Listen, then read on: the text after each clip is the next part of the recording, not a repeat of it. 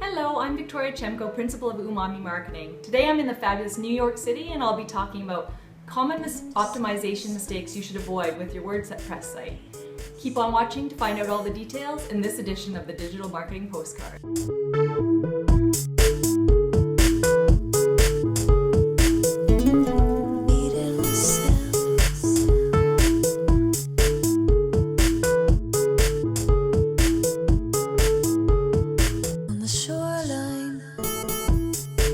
Today's video topic came about from Allison of Style Inform. WordPress is an easy-to-use content management system and I highly recommend it for your website, as long as you set it up properly. If you're going to relaunch your site on WordPress or if you're already on the platform, there are a few common mistakes that you should avoid when it comes to optimization. I'll be covering some of those off today to help those of you who may just be getting started or those who want to make sure that you're getting the most out of your efforts. 1. Not producing an XML sitemap. You can easily create an XML sitemap with the use of a plugin, such as Yoast WordPress SEO or All-in-One SEO. This sitemap will help tell search engines the structure of your site so that they properly index it from the beginning and continue to do so with an ongoing updates. Create your XML sitemap and make sure to submit it to the search engines such as Google and Bing. 2. Using the default permalink structure.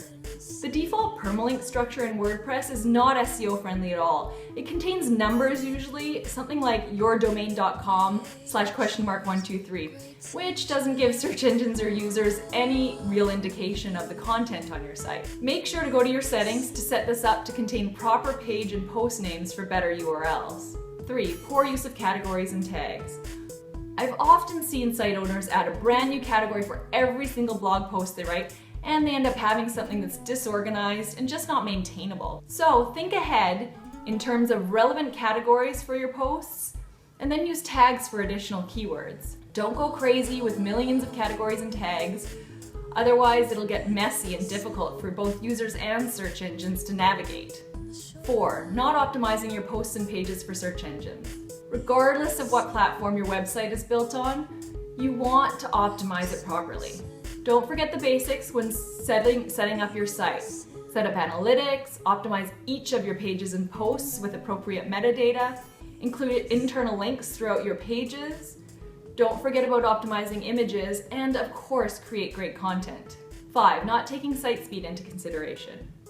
One way to chase away site visitors is to make sure they have difficulties navigating your site quickly and easily. Don't let your site speed become an issue or you'll chase both users and search engines away. Cache whatever possible and don't overcomplicate things that'll increase site slowdowns. 6. Not making sure your site is responsive. Since earlier this year, having your site mobile friendly is another ranking factor for Google. So either use a template that's fully responsive or build it this way on your customized WordPress site.